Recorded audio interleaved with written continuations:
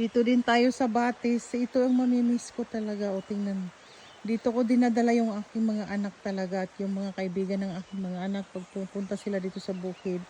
Eh talagang ito yung gustong gusto nila, maglaro sila dito kasi buhangin to. At tingnan nyo naman ang kapaligiran. Green green. Ang sarap pagmasdan.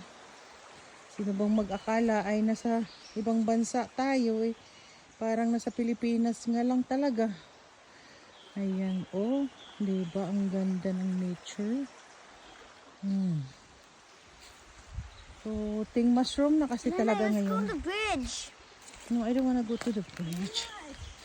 So, naglakad-lakad lang kami si CJ kasi waiting sa time ng mga ate niya pauwi galing sa school. So, ito.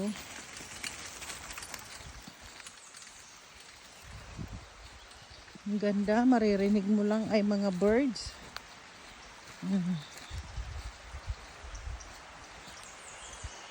Lumilipas ang panahon. Nah, where's the mushroom sound? Kabiyak ng aking ganito.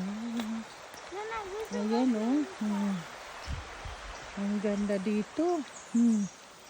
Ang lilim pa. Sarap maglagay ng duyan dito. Ayan. Thank you guys for watching.